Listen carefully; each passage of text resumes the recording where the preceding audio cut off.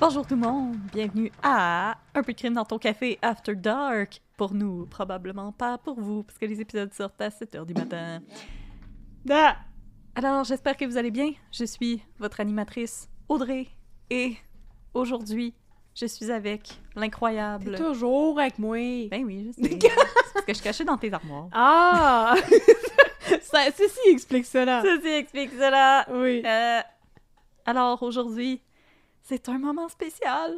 Oui. Parce que c'est le dernier épisode qu'on Oui. va enregistrer dans ton sous-sol. Je sais parce que je déménage dans 6 jours. Et tu t'en vas. 5 jours. Et moi, je vais Tu pleurer. t'en vas. Alors, c'est le dernier épisode Oui. qu'on Je enregistre dans le sous-sol de Catherine. Oui, mais après ça, il va y en avoir d'autres. C'est ça. Mais c'est Dans ça. l'autre sous-sol à Catherine. Dans mon nouveau sous-sol, Toute neuf. effectivement. Qui va sentir le nœud. Et qui va pas avoir des panolines de bois sur le mur. Quoi? Comment ça, t'es amènes pas avec toi, là? Non, le je beau les paneling laisse des années ici. 70. C'est beau, c'est très beau. Je les laisse ici. Non, Ça c'est se correct. t'es laisse pour quelqu'un d'autre pour les enjoy. Absolument. Alors, Il faut passer au suivant dans la vie. Donner au suivant. j'avoue. Mhm. Ah, cette personne va être blessed. Oui, Hashtag blessed. Ah oui, hashtag blessed. Alors, pour une dernière fois dans le sous-sol de Catherine. C'est vrai que c'est un moment symbolique, mais je veux dire, Un vous moment le savez symbolique. pas, il y a même pas de caméra ni rien. Vous n'êtes pas au courant que vous êtes dans mon On sous-sol. filme pas, ça nous le tente pas. Ça nous... faudrait qu'on se habille chicks, si on... Ben fait là, ça. t'es habillé chic, ça. J'ai une robe très oversize. Une robe soleil. Une robe soleil oversize de, Mais oui, mais de bédaine, de tu femme caches un enceinte. melon d'eau en dessous, Ben, là. c'est ça, c'est... Voilà. Alors, mon Dieu, j'ai trop monté le volume de mon micro. Ouais, toi, t'es désolée. comme, je veux qu'on m'entende jusqu'à l'autre côté de Je l'océan. veux qu'on m'entende. You are the one for me, for me, for For me, me, formidable. formidable. Mon fils s'appelle cette chanson la chanson des fourmis. Ben, en effet, Ben oui! je comprends. Ben voilà. Il a raison. Là, je pense que c'est correct, mes volumes de micro. J'ai plus besoin de chanter du Aznavour pour tester mon micro. Alors, Alors, qu'est-ce avant... qu'on recommande aujourd'hui? Alors, le café que j'aimerais vous recommander aujourd'hui, c'était un café qui nous avait été recommandé par, je ne veux pas dire le mauvais nom, par Stéphanie, qui nous avait recommandé la brûlerie Iki, I-K-I, qui est située à Belleuil, sur la rive sud de Montréal. Alors, maintenant que Catherine fait son exode vers la rive sud, nous allons recommander un café de la rive sud parce Oui. que, contrairement à ce que les gens pensent, il se passe quand même des affaires sur la rive sud. Hashtag gentrification. Oui, effectivement. En termes de café, effectivement. Mais c'est correct. Tout le monde a le droit d'avoir des cafés troisième vague. Mais je veux dire, comme l'avantage aussi d'aller vivre en banlieue, c'est parce qu'il se passe rien là-bas. C'est Oui. ça. C'est le calme plat. Et puis mes voisins d'en haut qui gueulent à 1h du matin pour aucune raison. Et plus de bruit d'ambulance qui me réveille au milieu de la nuit. Et plus rien de même. Juste du gazon. Plus d'autos qui capotent en bas du viaduc sur des carrés. Ça, c'est déjà C'est arrivé fini. dans le temps que je vivais ici. Il y a eu une poursuite policière, puis quelqu'un C'est qui vrai, a tu m'en crissé le avais camp en bas. parlé. Oui. Je vais peut-être en parler de ça un jour, parce que c'est quand même intéressant comme histoire. C'était quelque chose. C'était quelque chose. Puis, il y a 2-3 semaines, il y a eu une fusillade à côté de chez nous. Aussi. Fait que ça, il y aura sûrement pas ça en banlieue. C'est une des raisons Ben, pour lesquelles je m'en vais Je là-bas. vais te le souhaiter chaleureusement. Tabarnouche! Donc, Alors oui, merci c'est- pour la brûlerie Iki. la brûlerie Iki, I-K-I, qui Mhm. est située à Belleuil, sur la rive sud de Montréal. Alors, c'est l'endroit qu'on vous recommande, pas un café en tant que tel, mais il semble avoir une très belle sélection de cafés et notre auditrice nous le recommandait chaleureusement. Et vous pouvez même commander sur leur site web brûlerieiki.com si vous êtes curieuse. Alors, gâtez-vous, rendez-vous sur la rive sud pour prendre un bon café. Et sinon, Catherine, de quoi tu nous parles aujourd'hui? Mais tu veux même pas chanter la chanson du café Iki? Mais je la connais pas. It was a Nicky Bicky Teeny Là, Weeny je Yellow peux pas Polka deviner. Dot brûlerie that she wore for the first time today. Ah non, c'est ça m'a fait penser à ça. Iki. Comment je pouvais deviner, enfin? Oh là, je l'ai inventé au fur et à mesure cette chanson. C'est juste sorti de ma tête. Alors aujourd'hui, les petits amis, je vous apporte une histoire qui s'est avérée être une canne de verre en sacrament, au point où j'ai décidé de vous le raconter en 2 fois. Pas parce que j'avais envie de faire 2 cas plus courts, mais parce que j'avais vraiment énormément de stock à vous dire. I love the bang for your buck. Ben, je ne pensais pas qu'il allait avoir autant de bang for my buck. C'était une surprise. Oui. C'était une méga surprise, parce que je me suis dit... C'est le genre d'histoire où est-ce que... C'est une histoire historique. Et je me suis dit que c'était le genre d'histoire où est-ce que... Oui, tout le monde sait que c'est passé les affaires croches. Probablement qu'il n'y a pas de détails qui sont vraiment sortis. Et quand tout à coup, j'ai trouvé un rapport de commission d'enquête de 1000 pages bourré de détails, j'étais comme... Tout ceci est Tu t'es intéressant. frotté les mains comme ça en faisant... Oh mon Dieu! Non, mais pour vrai, là... J'ai passé comme une grosse semaine là, à ne parler que de ça. Mon chum, il était plus capable d'en entendre parler des détails de la construction du parc olympique. Et c'est ça que je vais vous raconter aujourd'hui. Fait qu'aujourd'hui, je vous raconte... cesse! Ben là, écoute, au début, j'étais comme... Ouais, J'essaie de prendre mon pain! Il était comme, hey, là, je suis plus capable d'entendre parler des types de construction puis des avancées technologiques en ingénierie. Puis j'étais comme, hey, mais là, c'est telle affaire! Bon, fait que, bon, je pensais faire un petit cas là-dessus, puis après ça, reprendre avec mon dernier... là, c'est pas féminicide, c'est disparition liée à l'AFPAD, qui est Julie Surprenant. Mais là, l'affaire, c'est que... Oui. Bientôt... Oui. M'a avoir un bébé. Oui. Puis m'a partir. Oui. Dans l'épopée de la maternité. Oui. Pour la seconde fois. Oui. Puis prendre un petit break. Ben oui. Fait que j'ai décidé que j'allais vous teaser en vous disant que le premier cas que je vais faire en revenant, ça va être Julie Surprenant. Va falloir que vous soyez au rendez-vous. Va falloir. Je sais que c'est un gros cas aussi, puis vous avez probablement hâte de m'entendre raconter plein de niaiseries là-dessus. Mais là, en attendant, écoutez, vous allez avoir droit à 2 cas pour le prix d'un, sur le parc olympique, que j'ai surnommé le parc Olympoc, parce que c'était poqué en tabarnouche. Le stade est encore plus poqué aujourd'hui. Puis ensuite, on va avoir un épisode spécial qui va tomber sur notre 100e. J'ai vraiment hâte qu'on puisse vous en parler. Annoncer, je veux dire, vous affirmer. Vous affirmer qu'il va y avoir un épisode spécial. Vous affirmer avec certitude qu'est-ce qu'on va faire de spécial. On vous prépare un épisode très, très spécial pour notre 100e pour célébrer. Wouhou.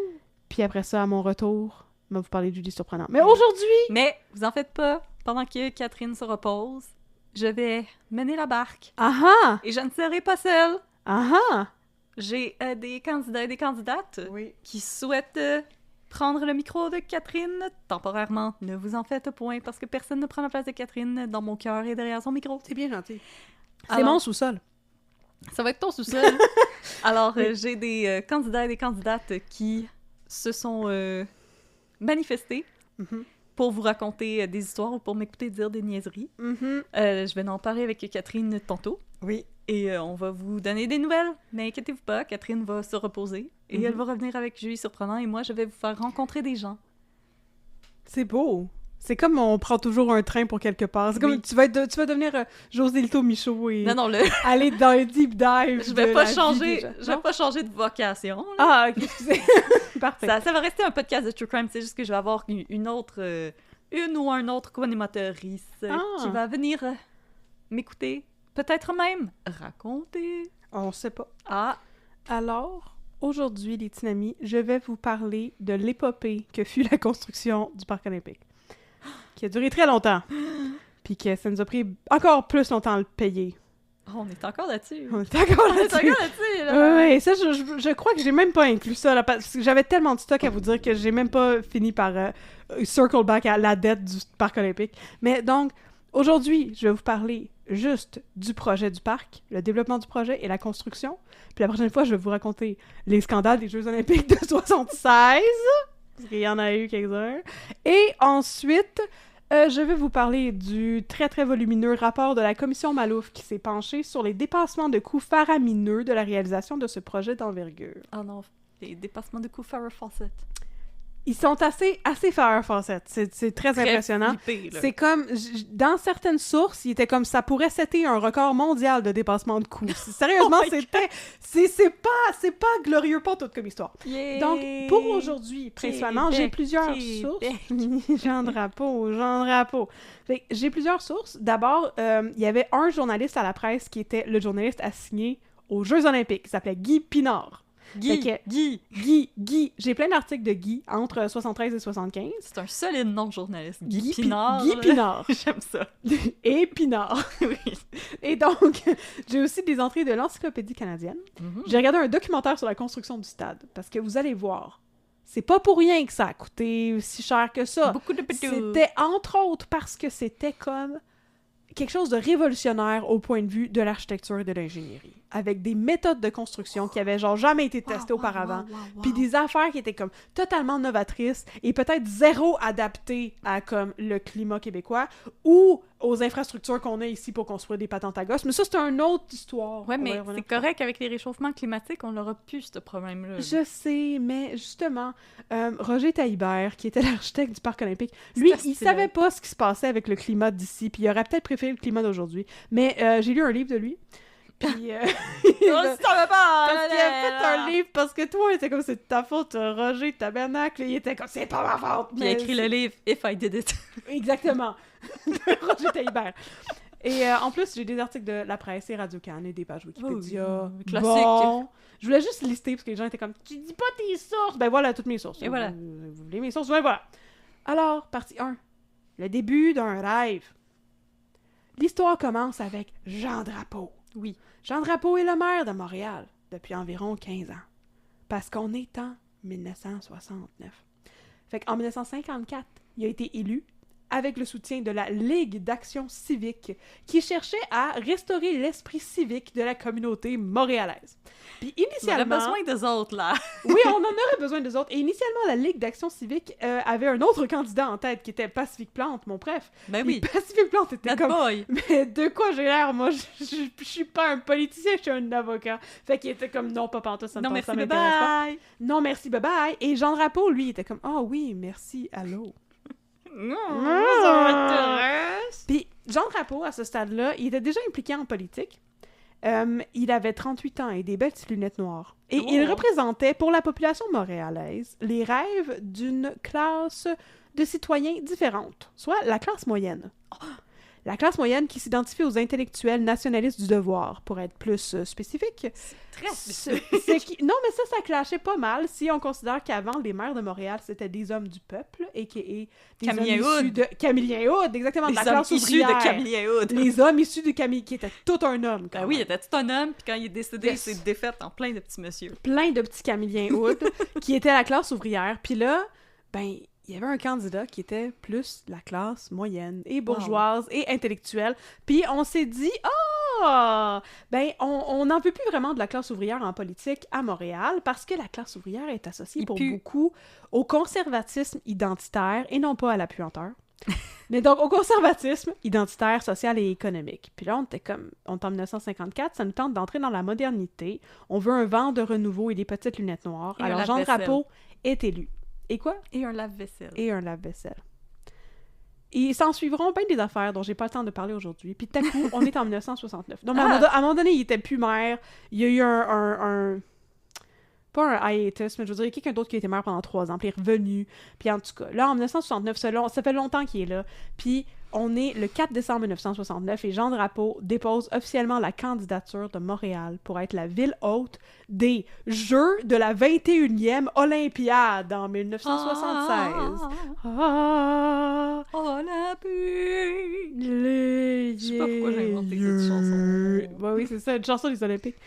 La chanson des Olympiques! Ben, on en parlera tantôt, il y en a des chansons des Olympiques, ça vrai. fait partie des choses qui ont coûté de l'argent.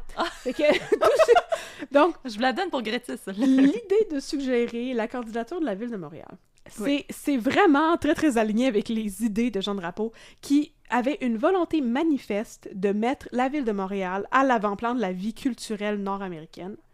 Ainsi, je cite Radio-Canada, voulant donner prestige et grandeur à Montréal, Jean Drapeau réalise des projets d'envergure qui frappent l'imaginaire. Comme l'Expo 67. Oh. Mais pas seulement l'Expo 67. Donc, grâce quand il est à revenu... laquelle on a des perce-oreilles. Yay! Mais grâce à laquelle on a plein d'autres affaires aussi, dont je vais parler tantôt. Yay! Yay! Dont les expos. Les expos sont liés à cette histoire. Eux autres aussi, c'était caché dans des plantes. Ah ah! Il était caché dans des plantes. Puis l'habitat 67. Mais donc, Après justement le petit hiatus de 3 ans de Jean Drapeau, dont j'ai pas vraiment l'intérêt de parler, quand il est revenu en 1960, ben ça coïncidait aussi avec les chantiers de construction de ce qui est devenu, par la suite, les édifices phares de la ville, comme la place Bonaventure, la place des Arts, la tour de la Bourse et la tour de CIBC. Le métro de Montréal, lui, va être inauguré sous sa guidance aussi. Ça va faire partie des figures de proue derrière l'Expo 67, l'exposition universelle qui a accueilli un total pas mal impressionnant de 54 millions de visiteurs pendant ses 6 mois d'ouverture. Quand même! C'est quand même beaucoup. Soit dit en passant, il est intéressant de noter que l'Expo 67 a aussi généré un déficit pas mal catastrophique. Oh my god! Lié au coût exorbitant Péteuse du de projet. party. Je sais, mais c'est juste un tout petit déficit. Tout petit, très très négligeable de 430 millions de dollars. Oh, c'est tout petit. Et là, suite Pocket à ça, change. la ville était tellement dans la dèche que Drapeau a instauré une taxe volontaire sous la forme d'une loterie publique pour aider la ville à rembourser la dette liée à Expo 67. Mais c'est pas grave, ça! Oui, ben exactement. Là, dans mon script, j'avais « Yee ». Ah! Et ensuite « Yee » est le mot d'ordre de l'épisode d'aujourd'hui. C'est Ah, pas la parfait. première fois qu'on va le dire. J'aime que présentement, François Legault, il est comme « Oh, yeah, je suis pas le pire, je suis pas le pire, pas le pire. » Jean Drapeau était quelque chose. J'ai beaucoup de respect pour Jean Drapeau. On se rappelle que sa maison vient juste d'exploser. Je pense que je vais en parler, mais là, en 1969, sa maison vient juste d'exploser à cause du FLQ. Là, puis, Calice. tabarnak. Fait que là, il met la candidature. Bon, il soumet la candidature fait de mal. la ville de Montréal pour être ville-hôte des Jeux olympiques. Bon. En mai 1970, le Comité international olympique annonce que la candidature de Montréal est retenue. Au premier tour de scrutin, fait, apparemment, moi je savais pas comment ça fonctionnait. Sais-tu comment ça fonctionne? Non, je t'écoute. Fait que le Comité international olympique a comme un délégué qui représente chaque pays qui est présent aux Olympiques. Fait que là, chaque pays a comme un vote, puis il y a plusieurs candidats. Au premier tour de scrutin, Montréal avait 25 voix, il y avait Moscou qui avait 28 voix, puis Los Angeles qui avait 17 voix. Fait qu'il y a personne là-dedans qui avait assez pour remporter la majorité. Fait que là, il y a eu un second tour de scrutin. Puis là, les gens ont comme décidé que Los Angeles, là, c'était poche. Puis Montréal s'est retrouvé avec les 17 votes de Los Angeles. Fait que là, c'était My rendu God. 42 pour Montréal, puis encore 28 pour Moscou. Fuck you, Moscou. On va reparler de tout ça plus tard. Moscow.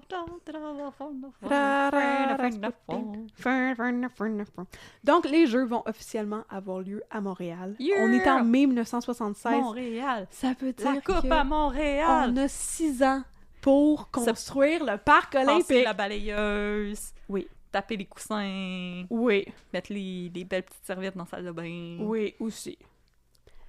Alors, c'est le fun au bout.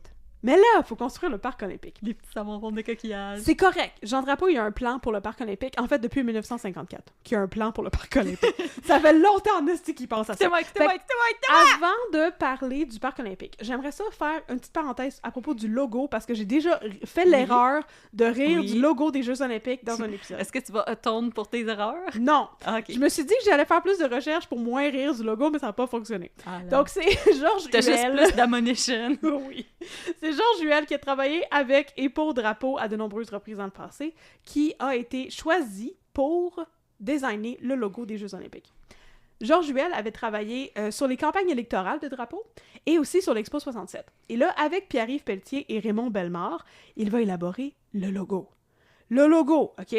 C'est les cercles, les 5 cercles, c'est le logo typique des Oui. Olympiques. Mais là, il y a comme 3, ils sont tous rouges. Puis il y a 3 ovales qui sortent des 3 cercles du top pour imiter comme un podium. Fait que là, il y en a un qui est plus court, puis l'autre est plus haut, puis l'autre est plus court aussi. Puis ça a l'air d'un podium, mais aussi peut-être d'une main qui fait « fuck you ». C'est bon, j'aime ça. Jusqu'à date, on aime Ouais. ça. Et là, Pierre-Yves Pelletier et Raymond Bellemare ont expliqué le logo comme suit. Oui. Le logo illustre l'élément humain souligné par le baron Pierre de Coubertin, fondateur des Jeux olympiques modernes, tandis que l'utilisation du podium indique le couronnement des vainqueurs. Et à cela, ils ajoutent « La simplicité et la dignité de la piste du stade olympique impliquent la foi de l'homme dans un cadre idéal. » Hey, eux, ils étaient bons pour bullshiter des Yo, oraux. dites-moi que j'ai pas le droit de rire de ça, Secondaire, là. Dites-moi que j'ai pas le droit de rire de ça! Ça sonne, j'ai pas lu le livre et voici mon... Il y a pas juste une personne, il y a 3 personnes qui ont été payées pour allonger des cercles puis décider que tout était rouge. Puis j'ai pas le droit de rire de ça, là, moi, là. Non. Bon, OK, mais Les designers graphiques qui Ah, nous ça écoutent dé- présentement sont comme non. à sa défense, bon, Georges Huel a donné une explication qui avait un petit peu plus de bon sens que ces deux acolytes, qui était la fraternité universelle que propose l'idéal olympique, la gloire des vainqueurs, l'esprit chevaleresque de leur lutte et l'accession de Montréal au rang de ville olympique. Il y a rien de ça que je vois dans le logo des Jeux olympiques, par contre. Fait que ça, c'est une très bonne explication. It's art! Oui, c'est de l'art. Fait que lui, il savait un peu mieux parler de son travail que les deux autres d'autres.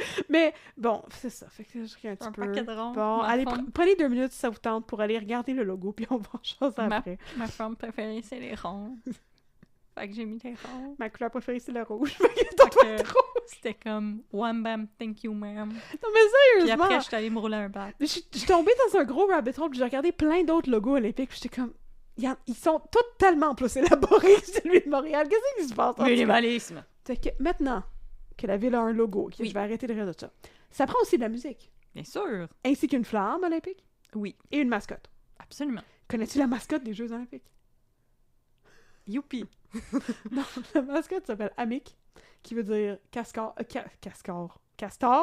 en langue algonquine. Et c'est un gros castor de profil avec des lignes diagonales aux couleurs de l'arc-en-ciel. Et c'est aussi un castor qui a pas de dents pis pas d'oreilles. Ça sonne je trouve qu'il est weird. C'est vraiment bizarre. Il est juste comme en noir.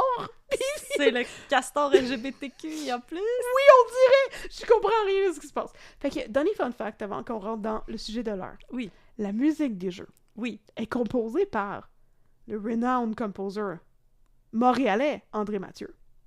Oui. Oui. La chanson thème « Bienvenue à Montréal » est interprétée par René Simard. Oui. Mais la radio trouvait ça trop plate. Fait que l'auteur-compositeur Stéphane Venn a organisé un concours pour trouver une autre chanson plus cool pour Montréal. Alors, on a demandé à DJ Testo de faire un remix. On a demandé à Pitbull puis à DJ Khaled. Stéphane Venn a organisé un concours pour trouver une autre chanson plus cool. Puis la chanson gagnante, ça s'appelait « Je t'aime ». Et c'était de Jean Robitaille et Christian Saint-Roch. Et c'était chanté par Estelle Sainte-Croix, les deux dernières personnes venant étant membre du groupe Ville-et-Mort Blues Band, qui est pas mal cool comme nom de band. Oui. On les salue. Fait que c'est juste ça. Mais Amic le castor, je l'ai ri longtemps. S'en va chez Stan. Puis la flamme, j'ai rien à dire là-dessus, mais il me semble que c'est Georges Huel aussi qui l'a designé, puis j'étais comme, ok, j'ai assez butché sur Georges Huel, puis son logo olympique, je vais arrêter de butcher sa flamme. Donc, partie 2. Oui. Un architecte nommé Roger. Ah. Pourquoi il y a toujours une chanson à toutes les affaires que je dis là jusqu'à date? Parce que... Ok, bon, parfait. Ça me le temps. Alors, sur cette trame historique très bien recherchée, le parc olympique a commencé à se construire. Il s'est avéré. Le site du parc olympique... Le site olympique s'est avéré, wow. Ok, ben c'est ça. Le site du parc olympique, pour ceux qui sont pas du bout, là, c'est dans l'est de Montréal. Avec les crottés. C'est dans Elvis Gratton. Ok, parfait. C'est beau. Ça manque à ma culture aussi. Comme, j'allais dire comme la guerre des boules. Comme... What? Comment ça s'appelle? La guerre des tucs? La guerre des tucs! Oh my god! Ça, c'est la version pour adultes. Oui, exactement. Mais donc, non, okay. Dans l'Est, avec les crottés, c'est une joke de Elvis Gratton. Fait que le site, je vais le décrire plus tard, mais donc, le site, c'est dans l'Est de Montréal, puis c'est entre le boulevard qui aujourd'hui s'appelle Pierre de Coubertin, puis la rue Sherbrooke, oui, qui est en haut. Sherby, puis la rue Pinef, puis la rue Viau. Oui. Bon. Donc, le site a été choisi pour vrai depuis 1954.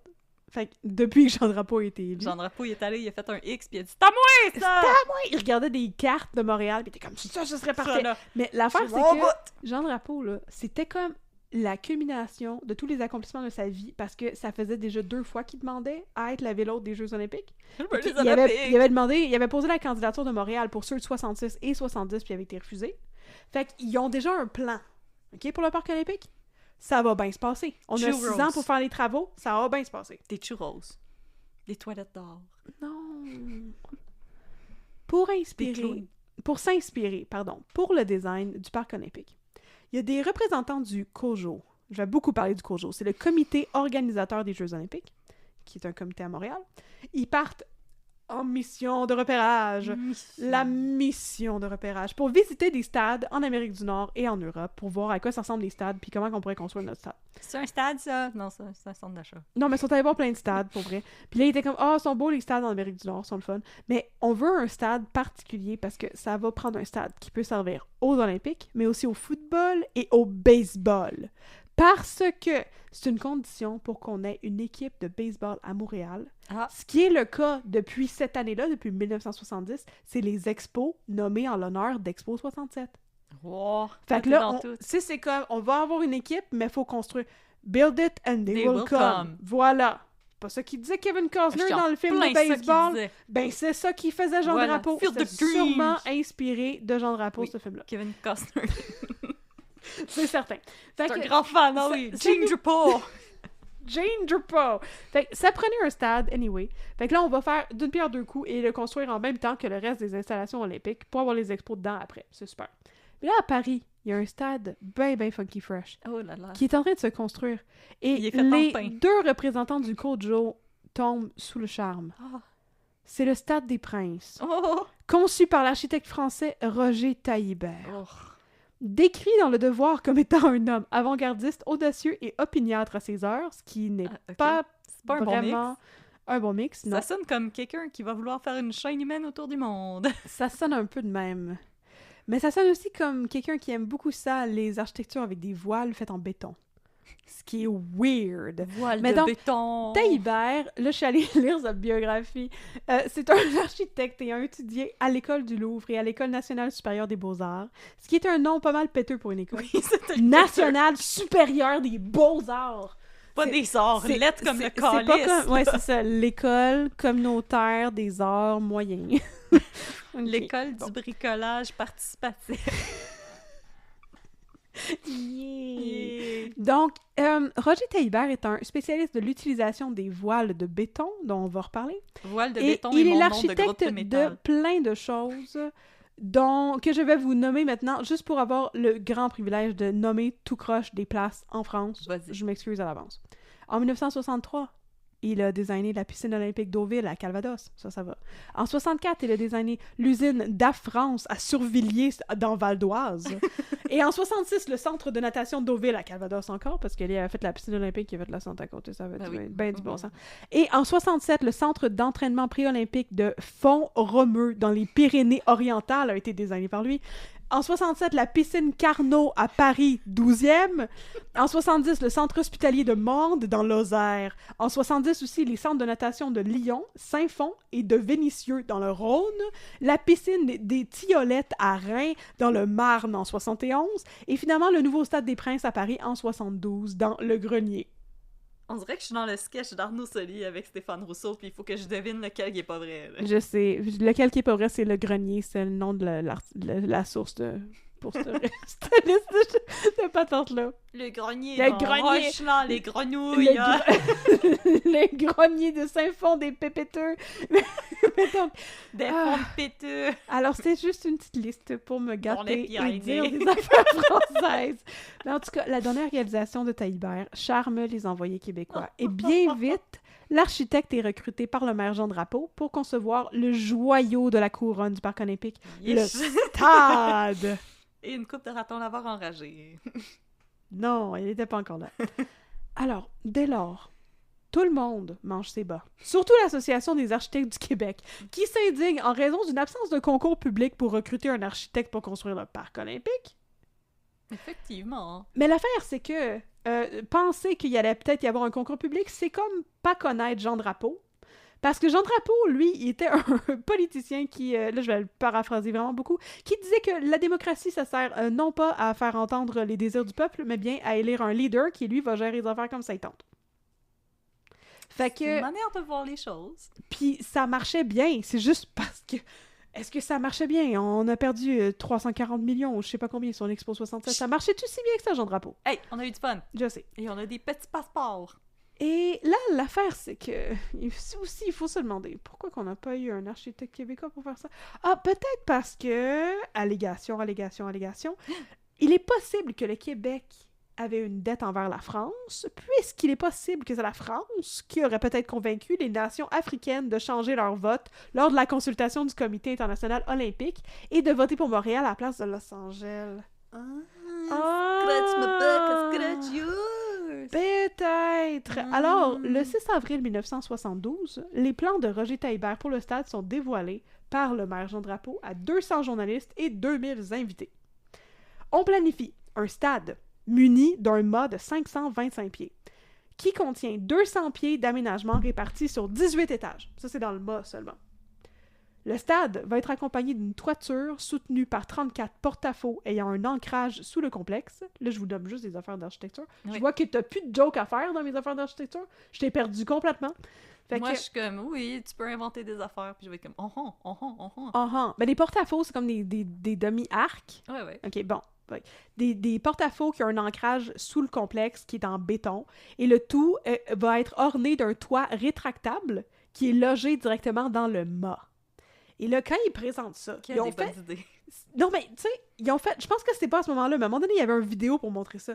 Puis les gens dans la salle, là, t'aurais pu entendre une mouche voler ou un pin dropper. Parce que le monde était comme un toit rétractable dans le mât.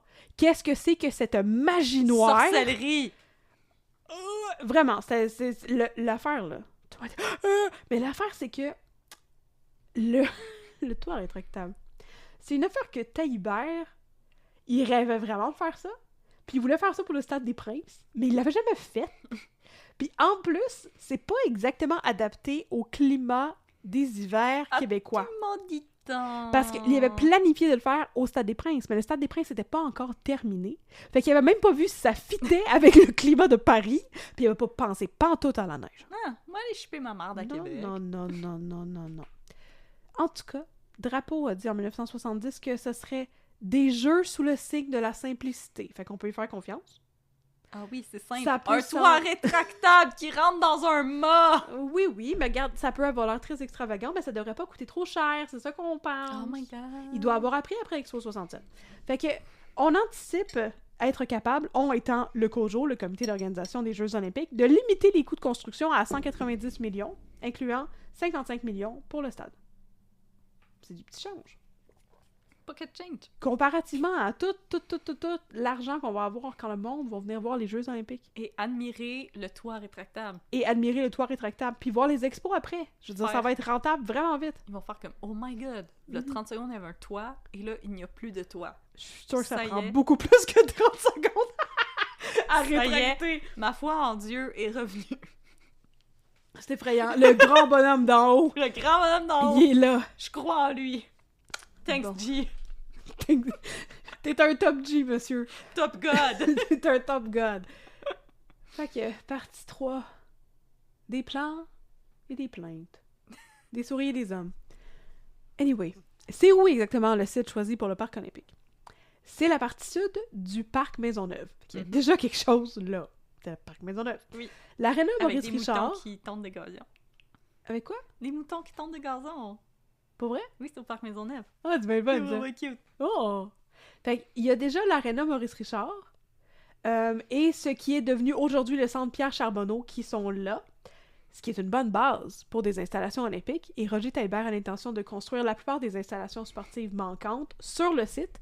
Puis lui, son but, c'est de les faire communiquer le plus possible avec comme la ville souterraine, mais aussi comme le métro. On va y revenir. Pas le style de super. Fait que le complexe principal du parc sera composé de la triade Stade, Mât, Piscine. Qui était nommée dans tous les plans que j'ai lus avec des traits d'union. C'est Stade, Mât, Piscine. Babe, wake up, new gender just dropped. Stade, Mât, Piscine. Alors, le stade comporte 3 zones. Il y a une aire de jeu de 26 000 mètres carrés, des gradins de 56 549 sièges, C'est toute une incluant partie de ballon chasseur. des gradins mobiles. Ben, c'est parce qu'il va se passer des choses incroyables là-bas. Comme Nadia Comaneci. On en reparlera la prochaine fois. Et des espaces aménageables pas clairs, qu'on sait pas trop c'est quoi, mais ça fait 131 mètres carrés en dessous des gradins. Mais je sais pas ce qu'ils voulaient faire avec ça. Puis il devrait y avoir un funiculaire dans le mât. Ah, excusez. Le stade pourrait contenir environ 72 000 spectateurs, parce qu'il pourrait y avoir du monde debout, en plus des 56 000 sièges. Puis tu peux t'asseoir ses genoux du monde, c'est incroyable! Fait que ça, c'est Fraternité! la première partie de Stade Mât Piscine. Fait que la deuxième partie, c'est mât. Le mât doit avoir un Wow, funiculaire. ils ont pas fait de la marchandise Stade Mât Piscine. Stade Mât Piscine. On peut en faire si tu veux. Faire un beau design du stade. Stade Mât Piscine. Fait que là, il y a un funiculaire qui fait 18 étages. Puis le mât repose sur une base ancrée à 45 mètres de profondeur. Oui. Ça sera pas problématique pantoute à un moment donné. Je pense que je l'ai même Non. pas inclus là-dedans, mais je vais vous le raconter parce que je suis trop tombée profondément Ouais. dans l'histoire du C'est parc. ton lore maintenant. C'est vraiment mon lore. Fait que finalement, la triade de Stade Mât Piscine va comporter une piscine! D'une superficie de 21 000 mètres Quand tu fais des carrés. plot twists de même, là! C'était surprenant. Hein? J'étais pas bien assis. Le Stade Mât Piscine va comporter aussi un jacuzzi. T'aimes pas ça, le Stade Mât Piscine? J'aime trop ça! C'est trop beau! Bon, fait qu'il y a une piscine de 21 000 mètres carrés. C'est En incroyable. plus d'espaces aménagés comme des bassins, des vestiaires, un service technique, des gradins, le tout réparti sur 5 étages et pouvant accueillir 9200 spectateurs. Oh my god! En plus de ça c'est Stade Mât Piscine. Il y a d'autres affaires qu'on va construire à côté. As-tu déjà entendu parler Stade du Mât Piscine. Vélodrome? Oui! Oh, génial, on va construire ça. Ça va faire 18 000 mètres carrés. Génial! Et ça va accueillir 6600 spectateurs, plus 1700 au parterre. My god! C'est le fun au bout. Pour regarder des vélos spinner sur une piste ronde. Incroyable. Autour de tous ces édifices, on va aménager des espaces verts et des pistes d'entraînement de 400 mètres carrés conçues pour l'athlétisme. Pour pouvoir accommoder tout le trafic routier généré par les jeux, il va y avoir un stationnement intérieur qui va accompagner toutes les installations et accueillir 4000 automobiles. Et le tout va communiquer avec la nouvelle station de métro P9 qu'on va inaugurer juste pour ça et pour favoriser le trafic piétonnier et éviter aux gens de rester pognés dans le trafic sur Sherbrooke en marchant vers le parc olympique. Ok. On va construire aussi un nouveau viaduc qui va comporter not? 2 voies de 11 mètres séparées par un mail central de 3,67 mètres, qui est comme la place où les gens marchent, cerné d'une aire d'observation du côté sud, parce que le côté sud, il est du bord du parc. Comme c'est smart.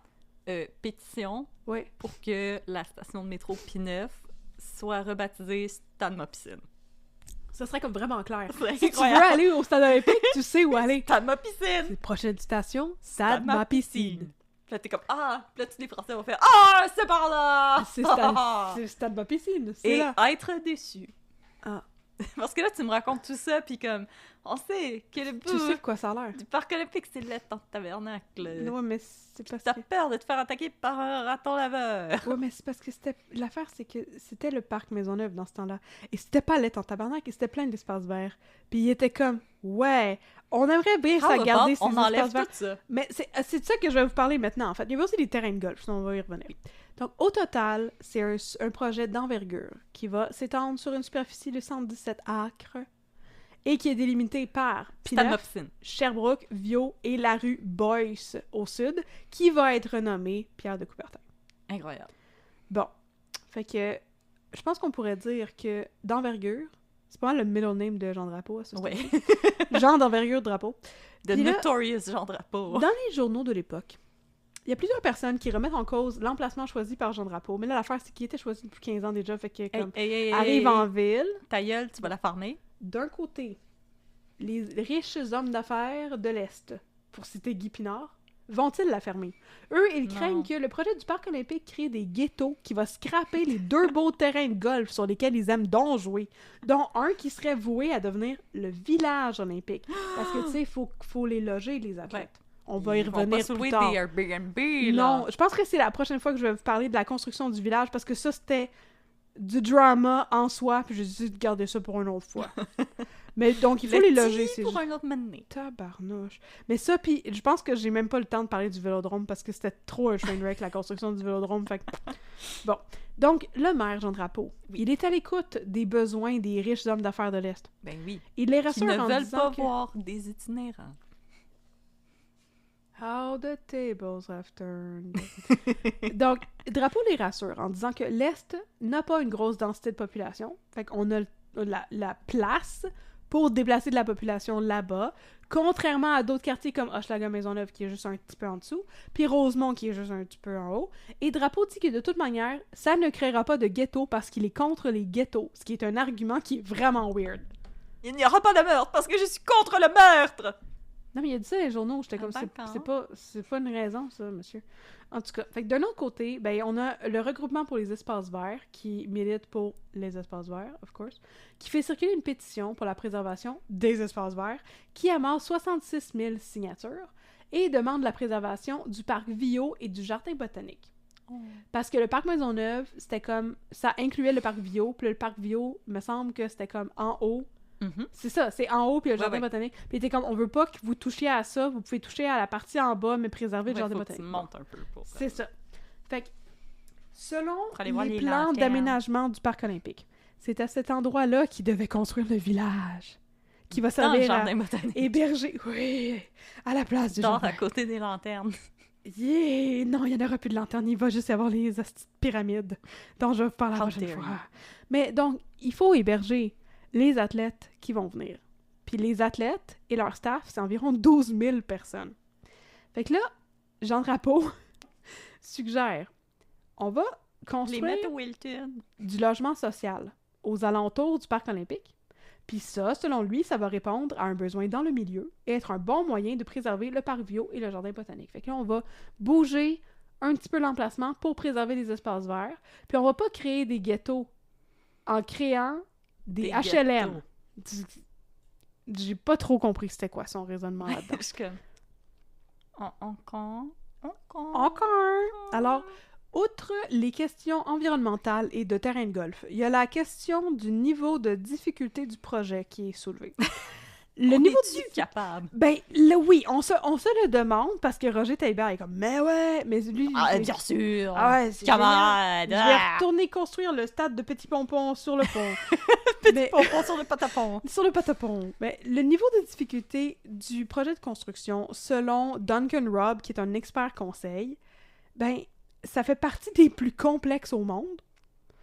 Et c'est certainement les plus complexes qui ont été construites au Canada, surpassant de loin la tour du CN à Toronto, Qui spin! qui spin dans les airs, puis qui est toute slim, Elle est toute slim. puis elle spin dans les airs, puis elle tombe pas. Puis Puis ça, c'est encore pire. Steven puis Guilbeault ça, est capable de C'est monter un, c'est un expert conseil qui est consulté pendant la commission Malouf. Je veux dire, c'est pas comme quelqu'un 30 ans après qui est comme « Oh, on était trop C'était ambitieux! vraiment pas une C'était mauvaise... comme- c'était en même pas une temps, bonne là. idée, là. » Il était comme « Êtes-vous vraiment sûr qu'on est capable de faire ça? » Puis là, Jean Drapeau est comme « Oui, on est capable de faire ça. On a des solutions pour tout, puis arrêter de chialer, puis manger dans la marde. Ça, c'est mon dos. Tu vas te débarquer. » Oui. Alors, malgré la confiance qui est absolument indéboutable, c'est pas un mot pantoute, mais j'ai inventé ça. C'est pas un mot. Indémontant, confiance en béton. J'aime ça. Confiance en béton Malgré armé. la confiance en béton armé de Jean Drapeau, Ah. de gens d'envergure Drapeau, Oui, voilà. le gouvernement fédéral écrit à Jean Drapeau parce qu'ils ont certaines craintes. Ils sont comme dude. Ils sont comme, dude, on a regardé ton budget, puis on anticipe un déficit de 172 millions. Qui est comme, tu nous as dit que ça allait coûter 190 millions, mais nous autres, on a fait analyser ça par nos experts, puis nos experts pensent que ça pourrait coûter à peu près le double. T'as dit du pipeau. Et est-ce que l'administration souhaiterait nous rassurer, l'administration du maire Drapeau? C'est pas grave du tout. Répond l'administration, parce que le conseil municipal de Montréal va débloquer le 9 août 73 229 millions de dollars en crédit pour le financement des jeux. OK? Fait que tout va bien aller. Fait que ça, c'est mon dos. Puis tu débarques. Oui. Stade ma piscine. Stade ma piscine. Et c'est là-dessus qu'on va prendre une petite pause. Stade ma piscine. Stade ma piscine. Partie 4. Vous m'avez monté un beau gros chantier. La construction. Oh my god, toi pour tu peux vrai. chanter, puis là moi je peux pas chanter. Tu peux chanter, mais toi tu chantes des chansons qui n'existent pas. Oh my god. Chante des chansons qui existent. Ok. Mais donc, on est rendu à la partie 4 de 5 de mon affaire et on n'est même pas à la moitié de mon script parce que le chantier de construction, c'est tout Ah un là esti là là là d'histoire. Donc, vous m'avez monté un beau gros chantier. La construction est inaugurée dans une cérémonie officielle, comme quoi il faut flamber plus de cash, ça nous tente, le Oui. 28 avril Il faut 1973. qu'on coupe le ruban avec des ciseaux dorés. Schling, Des schling. ciseaux géants. c'est Oui. Ça. Sinon, non, fuck off. Ça vaut-tu la peine? Stade ma piscine. Voilà. Ça en prend un pour le stade, un pour le mât, puis un pour la piscine. Mais s'il avait juste construit stade mât piscine, puis qu'il avait pas fait le vélodrome puis le village, ça aurait coûté bien moins cher. Mais il aurait été en déficit pareil. Mon nom, c'est Jean, d'envergure, drapeau! Laissez-moi vivre! Bon, alors, Guy Pinard, ton journaliste préféré de la presse, il a assisté à la cérémonie. Il porte un béret. Je pense pas. Puis il a une moustache. Oui, ça, je suis sûre. Mais je pense pas qu'il porte un béret. Mais il a la chance de discuter avec Claude Phaneuf, qui n'est pas le voleur de yacht, mais un ingénieur-chef. C'est l'ingénieur-chef de la division du Parc olympique. Il est responsable du projet. Puis Claude Phaneuf dit qu'il est ému de s'être vu confier un projet d'une telle envergure. C'est tellement beau! comme dans François Pérusse. Oui. Mais donc, il est très ému de s'être vu confier ce projet et il est surtout confiant de pouvoir mener le projet à bon port. Par contre, il refuse de commenter le fait que la presse a reçu une analyse technique faite par un architecte allemand qui vient de débouter les plans de Roger Taillibert pour le toit rétractable qui n'aurait supposément pas été conçu avec toutes les études préalables nécessaires. How dare you? Mêle-toi de tes affaires! La première phase du chantier va s'amorcer pareil. Ce sont les travaux d'excavation. L'entreprise conjointe responsable est Désourdi Construction Limitée Simard-Baudry Inc. Dumais Canada Limité, que je vais surnommer DSBD. Désourdi Simard-Baudry Dumais. Bon.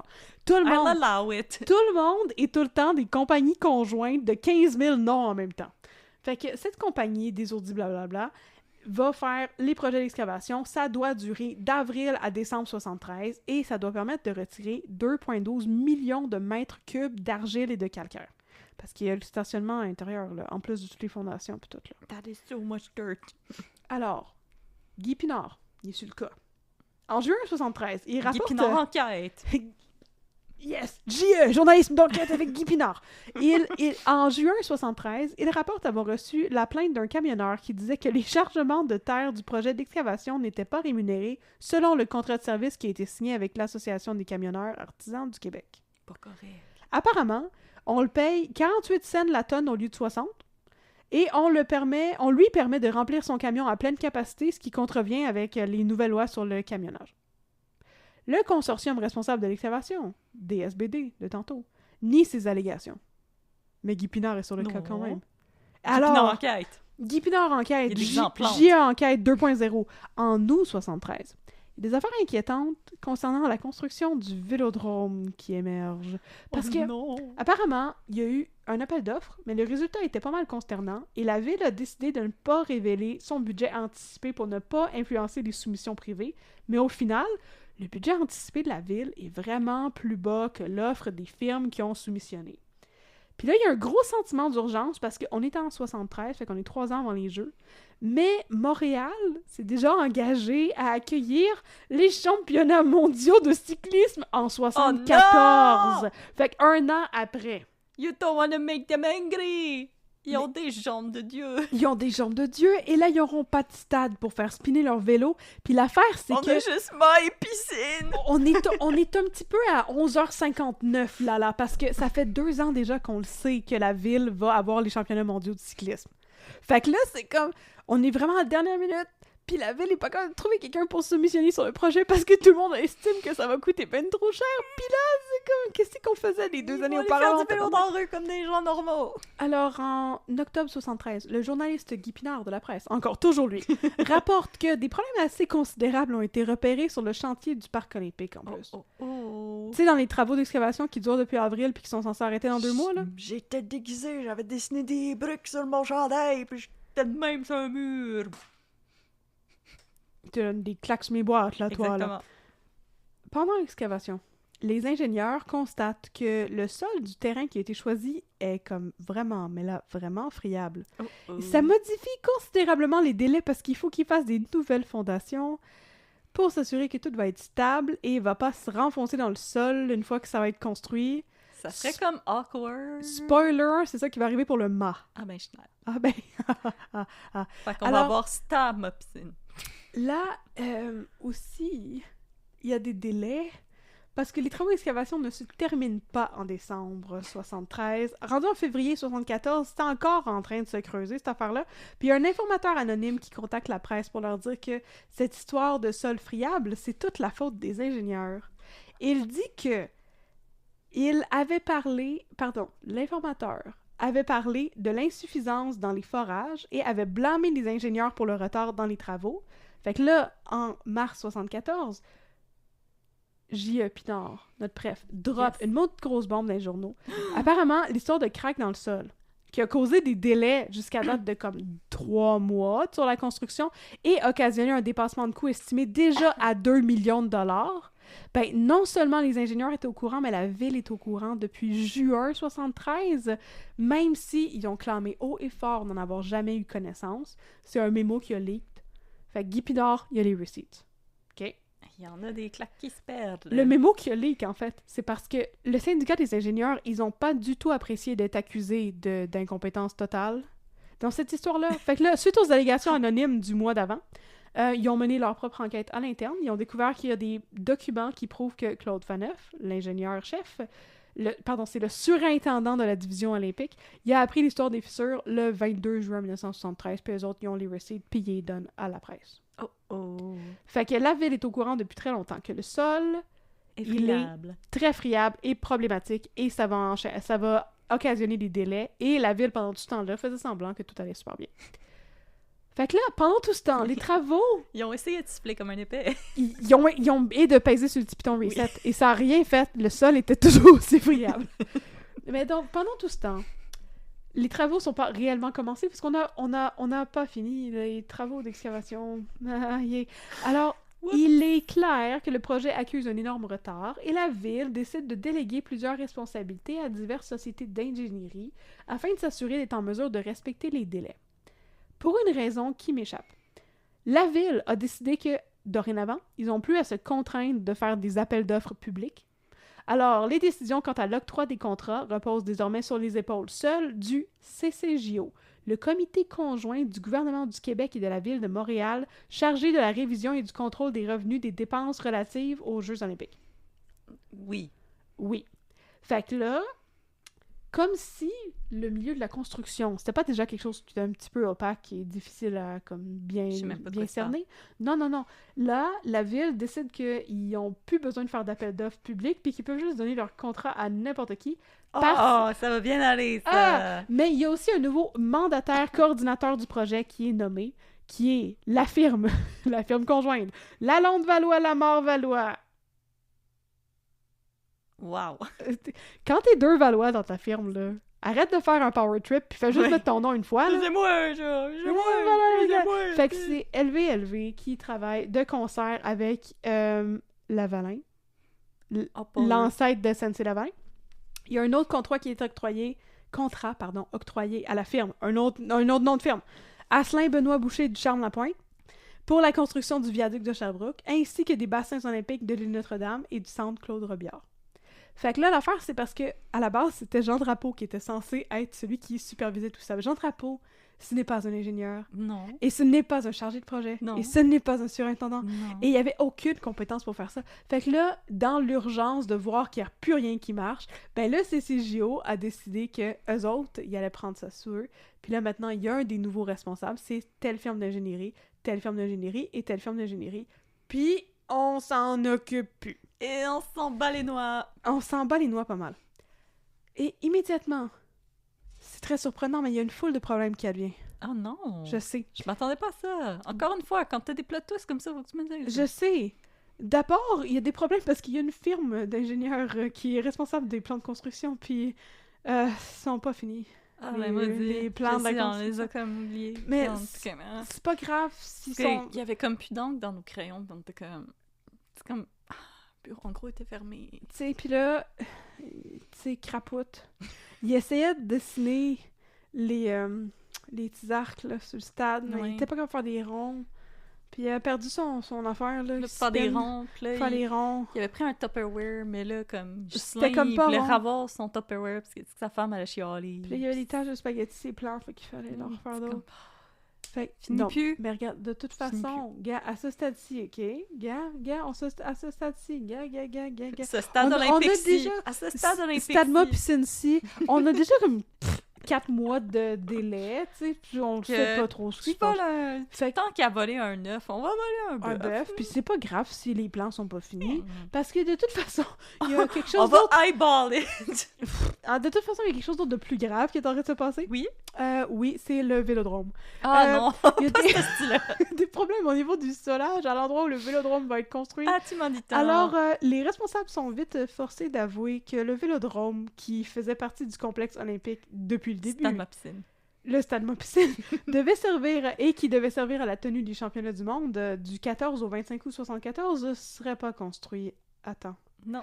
Alors, à la place, ils ont fait une piste impromptue qui est aménagée dans le stade de football de l'UDM pour dépanner, et c'est là que vont avoir lieu les championnats. Puis une petite chance, parce que les mondiaux de cyclisme se terminent le 25 août, et le 27 août, la construction du vélodrome du Parc olympique commence. Fait que s'il avait attendu ça, on n'aurait pas eu les championnats, puis on aurait eu de la J'ai loué un chapiteau! On a appelé Party City, puis on a un Bouncy Castle puis un chapiteau. On avait un Bouncy Castle en spécial là, qui m'avait. Ça fait-tu votre affaire? Il y a des clowns qui peuvent faire des maquillages aussi. On a un petit rabais. Bon, fait que là, mais regarde, ça c'est pas grave, ok? Maintenant, des accidents. Maintenant, il y a des gens compétents qui gèrent le projet. Sauf que ces gens compétents ne sont pas à l'abri d'une grève des travailleurs. Oh non! Fait que là, il y a une première grève... Pas content. Il y a une première grève qui va éclater. Germiner. Ouais. Germinal! Il y a quelqu'un, parenthèse, dans les dissertations que je viens de corriger, il y a quelqu'un qui voulait faire une ouverture de dissertation en faisant référence à Germinal d'Émile Zola. Qui a rebaptisé le roman Germain d'Émile Zola. J'y ai enlevé tous ces points. Si près du but. Germain! Alors, Germain. Germain la rivière, mon roman préféré d'Émile Zola. Première grève. C'est comme au Bonheur des Dames, mais c'est un magasin de meubles. Oui. C'est beau. Alors, c'est une première grève qui va éclater et qui va durer 2 mois à partir du 30 novembre 1974. C'est la grève des ferrailleurs.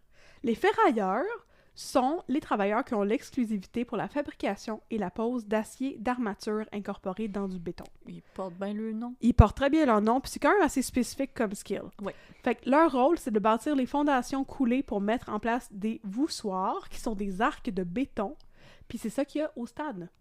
Stade Mopicine. Les voussoirs. Là, j'étais rendue vraiment deep dans les termes d'architecture, d'ingénierie, puis tout, je ne comprenais plus rien. Je suis allée chercher des photos pour m'aider. J'ai maintenant un bac. J'ai maintenant un doctorat honoris causa. Donc, les voussoirs, on parlait de à quel point le plan de Roger Taillibert était comme ambitieux. Oui. Les voussoirs, ils sont énormes, puis ils pèsent vraiment lourd. C'est comme des tonnes chaque, là. OK? Oui. Puis dans le plan de Roger Taillibert, c'est un morceau. Fait qu'ils ont dû construire une usine qui... juste pour faire ce morceau-là. Pour faire ça, oui. Fait que là... Fait que ça passe comme au-dessus du stand? Oui. OK. Ouais, ben c'est ça les affaires qui arrêtent à moitié, là. Oui. Bon, c'est ça. Fait que là, les ferrailleurs vont partir en grève après 3 mois de travail parce qu'ils veulent faire indexer leur salaire. Puis là, ils sont comme en très très bonne position pour faire des moyens de pression. Fait que pendant ce temps-là, la ville va décider de s'occuper... Parce qu'on peut pas mettre les Olympiques à l'UDM, là. Non, on peut pas. Puis vous avez genre le monopole de construction de cette patente très spécifique qui est construite dans une usine qu'on fait construire juste pour ça, tu sais. Fait que c'est comme... on n'a pas le choix. Alors pendant ce temps-là, la ville est comme... On perd du temps. On va s'occuper nous-mêmes d'ériger les coffrages. Ça, c'est des structures provisoires pour couler le béton. Mais là, l'affaire, c'est que il avait déjà construit des coffrages permanents. Mais là, les coffrages qui avaient été construits, ils n'ont pas pu les installer parce que tout le monde est en grève. Fait qu'ils ont perdu plein d'argent parce qu'ils avaient construit les morceaux qu'ils n'ont pas pu utiliser. Ce qui a occasionné pas mal de gaspillage. Puis là, l'affaire, c'est que l'idée, c'était de gagner du temps et de pouvoir reprendre plus vite le travail une fois que la grève allait être réglée. Mais là, la grève, elle s'est réglée en janvier. Fait qu'en janvier, il fait frette. Puis il y avait des problèmes avec les nouvelles bases qu'ils avaient mis, là, les coffrages. Fait que ça, je vais en reparler après. Mais là, on était en janvier, justement, puis on était à mi-janvier. On commence à capoter un petit peu au niveau du Comité international olympique. Et là, Lord Killonan, le président du Comité international olympique, il annonce qu'il va venir à Montréal parce que, tu sais, il a entendu parler des difficultés d'organisation des Jeux. Ça va pas bien. Suite à sa visite à Montréal, il affirme le burn suivant. Il vaut mieux dire toute la vérité. S'il y a des difficultés, c'est mieux de le dire, car il est plus facile de les résoudre. Quand on dit des demi-vérités, finalement, ça n'aide personne. C'est une insulte directe au Kojo. Surtout quand Kaladin conclut, il est incorrect de dire que Montréal possède une avance de 3 mois sur les échéances, ce que la ville avait affirmé, mais il est correct de dire que Jean Drapeau ne voulait pas divulguer toutes ses cartes. Donc, il est correct de dire que le Kojo et Jean Drapeau sont pleins de marde. Donc, la grève va se régler. Et la production des voussoirs dans l'usine qui ont fait dread pour ça, qui ont appelé Choc Béton. Choc Béton! Yeah! Fait que c'est un énorme défi. Et là, il y a plein d'autres problèmes et ça entraîne des délais de 3 mois. Mais là, en mai 75, on est finalement prêt à installer les premiers voussoirs. Sauf que là, à quelques jours à peine après la reprise des travaux, il y a une deuxième grève qui éclate. C'est une grève générale de la construction qui va se régler au bout de... Pas content. Ça va se régler au bout de, j'ai vu 5 semaines ou 5 mois. J'ai rien compris. C'est 2 délais complètement différents. Un des deux. Fait que là, pendant ce temps-là, il y a un autre problème qui arrive. Là, il faut qu'ils fassent passer des câbles dans les voussoirs. Tu sais, parce que ça fait tout le tour. Oui. Bon. Fait que, il avait fait des trous, mais il y a une infiltration d'époxy qui a bloqué tous les trous pour faire passer les gaines. Fait que là, il faut forer à même chaque voussoir pour être capable de faire passer les câbles qui vont tenir les voussoirs ensemble. Puis là, à cause de ça, advient le problème des grues. Puisqu'on base la construction du stade sur celle du Stade des Princes à Paris, on anticipait arriver à monter toute la structure du stade avec 3 grosses grues qui seraient sur place 5 jours sur 7, à raison de 20 heures par jour, donc avec des équipes qui travaillent en alternance. Par contre, en raison de tous les délais de blocage, de trous et de gaines pour mettre les câbles, il faut mobiliser plus de grues pour qu'elles puissent travailler sur la construction d'autres portions du stade pendant que ça, c'est en train d'être débloqué, ce problème-là. Ils construisaient des consoles, fait que c'est comme chaque morceau du... Oui. Bon, fait qu'ils vont aller construire d'autres affaires en simultané. Il y a 25 consoles sur le chantier qui requièrent la présence constante de non pas 3 grues lourdes, mais bien 19 grues lourdes, ainsi qu'une pléthore de grues moyennes et légères. Et il paraît qu'au plus fort de la construction... Une grosse collection de grues. En janvier 1976, on anticipait tout monter ça avec 3 grues. Combien tu penses qu'il y avait de grues sur le chantier en même temps en janvier 1976? Une! 80. Aïe, aïe, aïe. En plus de ça, il y a plein de problèmes parce qu'il y a des déviations sur le chantier par rapport à l'emplacement prévu des éléments du stade. Because, you know, fondations qui sont pas stables et le sol qui sur est le sol friable. friable. Alors, des plaques d'acier doivent constamment être installées pour servir d'appui à différents éléments et les mettre au niveau. Ah, mais oui, pourquoi pas? Et là, je me sens en confiance. Ça me donne le goût de plus oui. jamais aller au parc olympique, ça. Ouais. Ça fait peur en maudit. Mais là, c'est mal fait en tabarnak. toute chose étant égale par ailleurs, tout va super bien parce que la charpente de béton est presque terminée en octobre 1975. Presque. Yeah! Enfin! Mais pas yeah. On va voir le bout! Partie 5. Oh non. When la régie takes over. Oh non. Yeah! Bon, le 20 novembre 1975, le gouvernement du Québec crée la Régie des installations olympiques, la RIO, un organisme public qui va dorénavant prendre le projet en tutelle parce qu'ils sont tannés du de la merde. niaisage. Le gouvernement souhaite ainsi veiller à ce que le stade et ses installations sportives soient tout prêts à temps pour l'ouverture des Jeux en juillet 1976 parce qu'on a bien peur que les Jeux soient annulés si tout n'est pas prêt à temps et qu'on ait de l'air du dindon de la farce. Dans sa justification pour la création du RIO, la Régie des installations, le gouvernement dit s'impliquer à cause d'une hausse continue du coût, de l'absence d'un contrôle approprié, et du retard accusé dans l'exécution des travaux. J'en reviens pas. Je sais bien. À partir de l'implication de la RIO, par contre, les choses vont bouger en petit pépère. Il y a un comité d'urgence qui est mis sur pied pour déterminer qu'est-ce qu'on doit prioriser dans la construction et qu'est-ce qui pourrait être complété après coup sans avoir d'impact sur le déroulement des Jeux. Fait que là, on va décider immédiatement de couper les aspects suivants. Là, on est comme dans genre de Price is Right, des affaires inutiles qu'il y avait dans le projet du Parc olympique que je comprends pas pourquoi personne qui a... OK. My body is ready. Le musée du stade. Ah ben oui. Hein. Le centre de presse temporaire du stade. Genre pour mettre les journalistes. Ouais. OK. Tentais pas de juste mettre les journalistes à côté du stade, puis Oui, de pas avoir à construire les choses pour ça. Il y a des travaux sur le mât. Spoiler, le mât était pas complété quand on a eu les jeux. Puis il y avait eu plus de problèmes parce que, justement, je vois pas c'est à quel moment que c'est arrivé là-dedans, mais quand ils ont commencé à ériger le mât a commencé à s'enfoncer dans le sol parce que les fondations étaient pas correctes. Fait qu'ils ont dû refaire d'autres fondations qui étaient genre en acier au lieu d'en béton ou le contraire. Une affaire de même. Là, c'était comme... En tout cas, ça finissait plus d'être dégueulasse, ce chantier de construction-là. Puis finalement, ben, les travaux d'aménagement des niveaux 100 et 200 du complexe, on va tout scraper ça. Fait qu'il y a comme des bouts qui sont comme un sous-sol semi-fini. Puis... Avec du paneling en bois, puis le plafond flottant. Oui, puis comme... Genre, t'es juste à la slab de béton, là, tu sais, y a pas de plancher. À place... Mais je pense que Infoman, ils ont été dans ces étages-là dans un épisode spécial sur le stade. Je pense, corrigez-moi les fans d'Infoman. Mais parce qu'il a été fini par la suite, le stade. Ben, il s'est promené dans des parties du stade qui n'étaient pas finies. Avec le mât. Ça se peut. Il me semble, ça je l'ai pas dans mon histoire, justement, je vais aller avec mes connaissances dans ma tête. Si c'est pas ça, vous me le direz dans les commentaires. Mais le chantier du stade Mopicine, c'est réellement terminé en 83. Donc, 7 ans après les jeux. Ouais, je suis comme, wait a minute. Ouais, mais c'est ça. Tout a été fini éventuellement, y compris l'asti de vélodrome. Mais... ce stade-ci, ça valait-tu la peine de construire un vélodrome? Il avait déjà fait un vélodrome temporaire dans le stade de l'UDM, ça leur tentait pas d'utiliser ça en place? Puis le vélodrome a coûté tellement fucking cher. En tout cas, faire du vélo! Non, mais c'est tellement inutile. Même pas pour faire le Tour de France! Ça, c'est le bout, là, où est-ce que, justement, je lisais le rapport de la commission Malouf, puis j'étais comme, il faut que je consacre un épisode à ça, parce que c'est tellement frustrant. Il y a tellement de claques qui se sont perdues, il y a tellement d'argent qui a été gaspillé pour rien. C'est Genre drapeau. How dare you! Vraiment. We believed in you, OK? Bon. Fait que... You were the chosen one! Là, oui. On a décidé aussi que les vestiaires, par exemple, tu sais, ces affaires-là, c'est pas vraiment super pertinent. Fait qu'on va relocaliser le quartier des athlètes dans des installations temporaires dans le stationnement P9.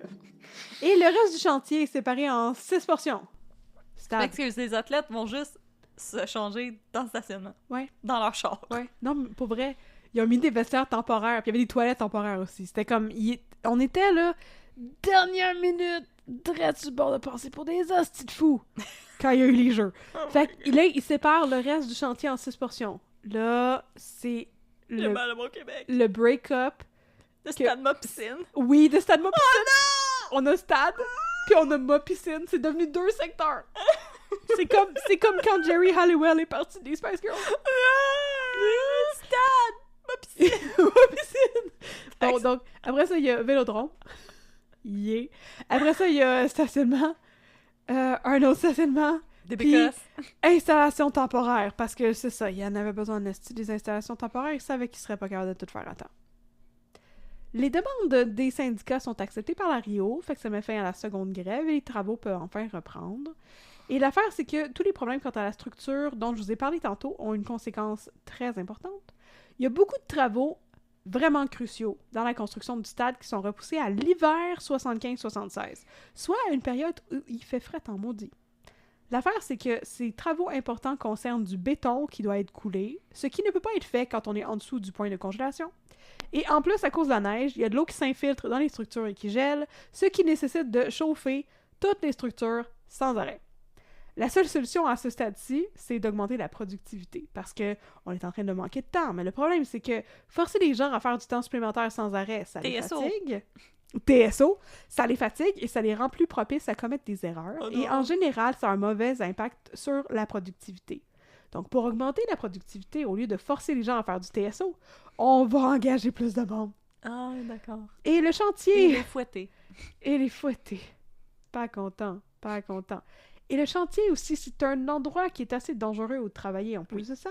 Il y a plusieurs gros accidents qui surviennent. Là, c'est plate, j'ai pas pu trouver autant de détails que ce que j'aurais voulu. Mais il y en a un qui est arrivé lors d'une séquence de montage qui implique une grue lourde qui soulevait une charge avec des élingues de nylon, des cordes de nylon, importées de la France. L'opérateur de la grue a dit qu'on ne devrait pas utiliser ces cordes-là, ces élingues-là, parce qu'elles n'avaient pas l'air assez fortes. Et il avait raison, parce que quand la charge est à 30 pieds dans les airs, les élingues cèdent, il n'y a pas de blessés, il y aurait pu en avoir, et il y a beaucoup d'autres accidents qui en ont causé. Le 29 août 75, un premier accident mortel a lieu. Il y a une poutre qui s'écrase et qui tue un géomètre et fait 4 blessés. Et au cours des travaux, en général, il y a 7 personnes qui vont perdre la vie. Le plus gros accident arrive le 8 mars 1976, alors que 2 voussoirs d'une demi-console ancrée à la tour tombent d'une hauteur de 185 pieds. Ça fait 4 morts. Ça, c'est les grosses patentes en béton, là. Ouais, les voussoirs, c'est les grosses patentes en béton, ouais. Ugh.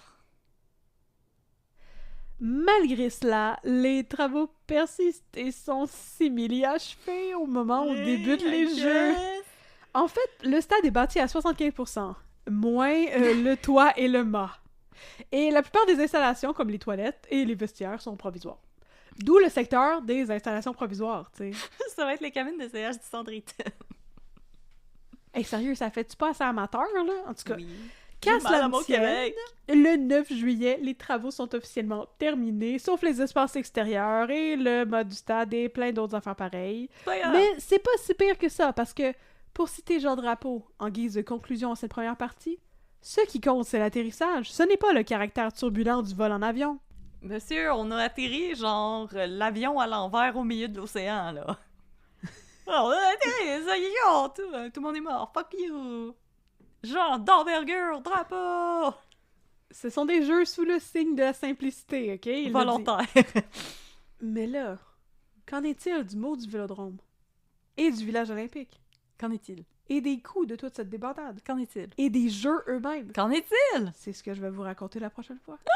Cliffhanger! Cliffhanger! Tu vois pourquoi je voulais couper ça en 2, là? Ma deuxième partie est plus longue que celle-là. Oh my god! Ça aurait fait un cas de comme 2h30, là. Fait que, Oh, you guys are in for a treat! et voilà. Donc là, c'est pas si pire que ça, parce que les travaux sont finis à comme 75% stade ma piscine, puis on est prêt à recevoir tous les athlètes. Regardez pas trop la finition. Venez-vous-en! On Voilà. a un petit peu fini ça avec la colprite. Appuie-toi pas trop ces murs, là. Ça se peut Ça qu'ils se peut renfoncent. Tombe dessus.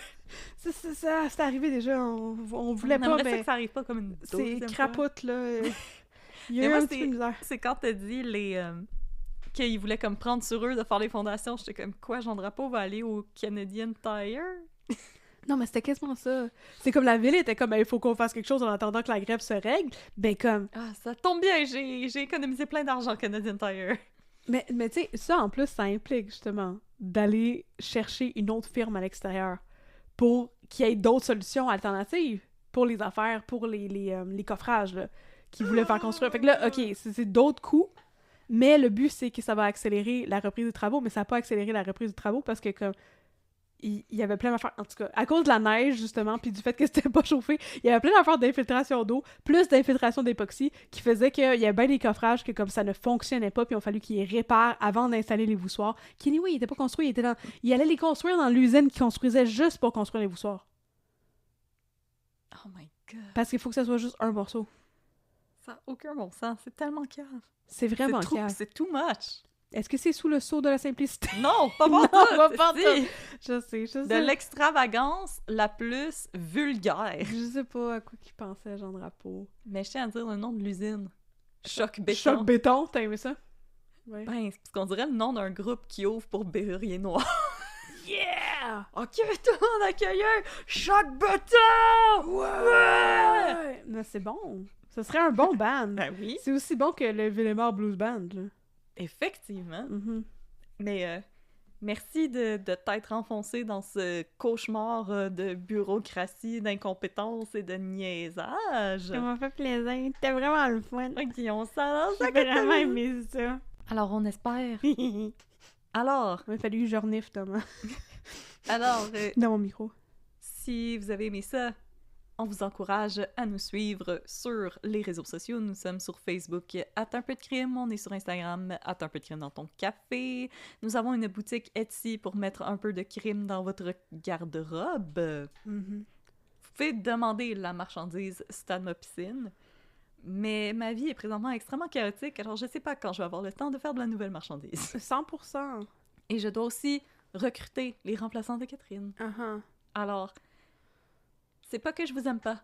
C'est que ma tête, elle a juste tant de place et contrairement à Roger Taillebert, je sais quand c'est trop. Oui. Puis là, justement, on a comme une banque d'idées pour Oui. de la merch un jour, comme Stade Mopicine maintenant, mais aussi parce que c'est une Québécoise. Exactement. Ça va nous le prendre.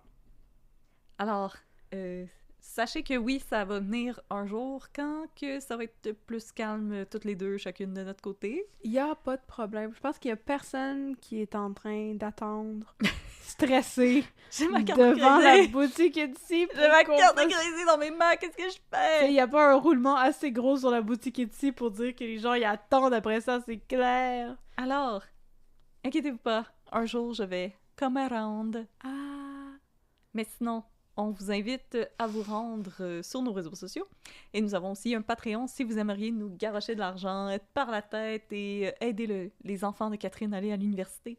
Un jour. Alors, nous avons différents niveaux qui vous donnent accès à différentes choses. On vous invite à vous rendre sur Patreon pour voir plus de détails. Et sinon, nous allons remercier les gens qui viennent de se joindre à nous sur ce beau Patreon. Oui. Alors, merci Florence Savard. Merci Anthony. Anthony? Comme tu le files. Anthony Bellil. Non, j'ai eu un bug de cerveau que j'étais comme... J'étais comme, ben, son Anthony? deuxième nom est très francophone. Anthony s'écrit sans doute avec un IE en français, alors je vais le prononcer à l'anglophone. Non, c'est pas ça. Non, non. T'étais parti loin, là. Anthony Bellil, merci. Sabrina Veillette, merci. Ah, Charles Caron. Merci. Coralie Couture. Karine Fauché. Alors, merci. Je me concentre à juste dire vos noms, merci. On espère que vous aimez vos nouveaux avantages et on vous invite naturellement à venir nous rejoindre sur le Discord, partager notre douce folie. Ces temps-ci, on jase beaucoup de la série Les Traîtres et c'est drôle. C'est drôle, Survivor Québec. Oh, j'ai hâte d'écouter Survivor Québec. Oh là là, tu vas avoir bien des rattrapages à faire et un épisode par jour. C'est vrai, hein? Ouais. C'est comme Star Academy. On a pris un petit peu de retard, là, puis on est comme « Ah, chnout. Ouais, mais j'ai d'autres choses à faire en attendant. Oui, faut que tu vas t'occuper d'un enfant et d'un déménagement. Et que je joue à Oblivion. C'est très important. Mm-hmm. Alors, merci tout le monde d'avoir été des nôtres. Et là, comme d'habitude, pour décanter, même si je pense qu'aujourd'hui, on a bien rigolé, je me suis dit, tant qu'à parler d'incompétences bureaucratiques, pourquoi pas vous raconter, chers auditoristes, mes déboires avec la SAAC. Yay! Pour nos auditoristes de l'extérieur du Québec, la SAAC, c'est la Société d'assurance automobile du Québec. Oui. Alors, strap in! Parce que on va tomber dans le festival de l'incompétence. Donc, l'histoire commence. Il y a une couple d'années, j'ai décidé de ne pas renouveler mon permis de conduire. C'était pour des raisons personnelles. Merci de ne pas me juger, de me traiter de grosse conne. Je paye déjà assez cette décision présentement. Effectivement. Donc, j'ai décidé de ne pas renouveler mon permis en me disant que j'allais le renouveler avant la limite de 3 ans. Et j'ai oublié. Bien sûr. Tout simplement. Tout simplement. Chose très, très prévisible. Je l'ai oublié. Je prends mes responsabilités. J'ai oublié de le faire. C'est de ma faute. Mais là, j'ai envie de conduire parce que là, le métro, ça commence à être rough en tabarnak et j'aimerais vraiment ne pas craindre pour ma vie chaque fois que je vais voir Catherine ou 100%. Megan. Alors, j'ai décidé que j'avais à nouveau envie de conduire et c'est arrivé à quelques moments. Je m'ennuie un peu de ma sœur qui est rendue loin, dans une contrée éloignée. Loin de la ville. Exactement. Alors, je me suis dit, voilà, j'aimerais avoir mon permis de conduire. Et là, ce qu'on me dit, c'est que, mais tu as déjà eu un permis de conduire. Alors, tu n'as qu'à repasser les tests et tu vas avoir un permis de conduire. Mais c'est bon, ça. Mais là, le lendemain, on me dit, ah non, ça fait trop longtemps et maintenant les lois ont changé. Maintenant, tu dois aller à l'école pour apprendre à conduire. Même si tu sais conduire, tu dois aller à l'école pour apprendre à conduire. OK. Alors, je suis comme d'accord. Alors, je dépense une quantité d'argent fucking indécente pour apprendre à conduire alors que je sais conduire. Oui. J'ai absolument rien appris. Avoir suivi ou pas le cours, vous pouvez quand même couler l'examen, qui est vraiment mal faite. Oui. Donc, je suis mes cours comme une personne responsable. Et là, je prends mon rendez-vous pour aller passer mon examen théorique. Je me pratique pour l'examen théorique parce qu'on peut faire des petits questionnaires. Ben oui. Et là, vient le jour au mois de mars où je vais passer mon examen théorique. Et ma sœur m'accompagne. Et j'ai passé mon examen théorique. Bravo! Tout s'est bien passé. Mais là, l'examen théorique se termine et l'ordinateur fait juste comme revenir à l'écran d'accueil. Puis là, moi, je suis comme « Ah bon, ben d'accord ». Puis là, je me lève et il y a une personne qui surveille la salle où est-ce qu'on passe l'examen. Puis je lui dis « Ah, comme j'ai passé l'examen, maintenant, comme à quel comptoir que je passe? » Puis la personne me dit « Ah non, comme c'est fini, là, vous partez. » OK. Mais moi, je me rappelle que la première fois que j'ai eu mon permis de conduire, quand j'avais 18-19 ans, peu importe, que après ton examen, tu passes à un autre comptoir pour qu'on te remette un permis probatoire qui coûte un peu d'argent. Ben oui, puis ils prennent ta photo. C'est ça. C'est ça? Mais là, on me dit « Non, vous quittez, madame. » D'accord. Mais là, moi, je me dis « Non, c'est pas normal. Parce que moi, le permis de conduire que j'ai dans mes poches présentement, il est expiré. Ouais. Et j'ai les cheveux verts dessus, là. Ah! Il est vieux en tabernacle, là. Ah! Puis là, je suis comme vraiment pas sûre de mon affaire. Puis là, je vais rejoindre ma sœur. Puis là, ma sœur me regarde, puis elle dit « OK, fait que là, à quel comptoir qu'on s'en va, tu sais? » Puis là, j'ai dit « Non, on m'a dit de partir. » OK. Puis ma sœur est comme « Non, là. On part pas d'ici avec rien. Voyons donc, ça se peut pas. C'est quoi cette niaiserie-là? » Ouais. Puis là, les deux, on est comme « OK, ça se peut pas. » Fait qu'on va parler avec un employé qui nous dit « Ah non, si vous avez passé votre examen, maintenant, vous partez. » OK. Et là, on demande à un gardien de sécurité Ouais. qui dit « Ah non, maintenant, on donne plus de permis, vous pouvez juste partir. » Hein? Puis là, moi, je me dis « De quoi vous donnez plus de permis, là? On conduit pas de permis, là? » Ouais. Fait que j'insiste. Je dis « Non, là, moi, je suis venue ici, j'ai passé un test pour avoir un permis de conduire, là. Je veux un permis de conduire. » Là, on finit par m'amener à un comptoir avec un monsieur. Puis là, je lui dis « Monsieur, moi, je viens de passer un examen théorique. Là. J'aimerais un permis d'apprenti, s'il vous plaît. Ça fait des années que j'ai pas touché un volant. J'ai besoin de pratiquer. J'ai besoin que ce soit légal quand je me pratique, tu sais. » Et là, le monsieur me dit « Ah, vous voulez prendre votre examen pour... vous voulez prendre votre rendez-vous pour l'examen pratique? » Je fais comme « Ben, on peut faire ça si ça te le tente, mais j'aimerais un permis, là. » Oui. Puis il est comme « Oui, c'est correct. » OK. Fait que j'ai pris rendez-vous pour un pratique. Puis là, je lui dis « OK, mais monsieur, moi, j'ai besoin d'une preuve que j'ai le droit de conduire, là. Tu sais, il y a cette chose qu'on appelle la police. » Ah oui, je la connais. Dans la vie, puis je suis sûre que si je leur dis que non, la madame, là, à la SAC, elle m'a dit que je pouvais crisser mon camp, là. Oui. La police va faire « Ah, ben oui! Sylvie, elle a toujours raison, tu lui diras bonjour. » Non, c'est pas de même que ça marche. Ouais, non. Puis là, j'ai dit ça au monsieur, puis il est comme « Oh non, maintenant, on donne plus de permis. » OK. Puis ma sœur est là, puis ma sœur est comme une personne très bright, là. Puis elle est comme « Voyons donc, tabarnak, c'est donc bien weird, cette histoire-là. » Mais là, le temps avance. Moi, j'ai juste pris congé pour le matin. Le temps avance, fait qu'on fait comme « OK, whatever, on quitte. » Puis là, le soir, je dis ça à mon chum, puis mon chum est comme « Non, ça se peut pas, là. Tu conduis pas de permis, là. Ça ne se peut pas. » Alors, il appelle la personne dans notre entourage qui est dans la police. Et cette personne nous dit « Ben là, c'est parce que moi, si j'arrête quelqu'un puis que la personne, elle me dit non à la SAC, on a dit la SAC, ils m'ont dit qu'ils donnaient pas de permis, moi, je crois pas ça, là. C'est juste weird comme histoire. » Ouais. Fait que... Mais là, elle dit « Ah, c'est peut-être parce que maintenant, ils les envoient par la poste? Question mark? » Parce qu'en même temps, cette personne travaille pour la police, pas pour la SAC. Ouais, non, c'est ça. Mais là... Le temps passe. Puis là, à un moment donné, mon chum me demande « Ah, mais là, il est quand ton examen pratique? Tu sais, il faudrait qu'on aille se pratiquer puis que ce soit légal. » Ben oui. Et là, je vais sur le profil SAQ Click, qui est le profil sur le web. Ouais. Et là, dans mon dossier, il est écrit en gros, en rouge, « Interdiction de conduire, permis expiré ». Et là, je fais le tour de tous les onglets dans mon dossier. Il n'y a rien en nulle part qui indique que j'ai passé un examen théorique et que j'aurais le droit d'avoir un permis d'apprenti. Rien. Puis là, je me dis, OK, quelque chose ne fonctionne pas, là. Ouais, non, c'est ça. Puis j'ai jamais reçu de permis par la poste non plus si jamais vous le demandiez. Ouais.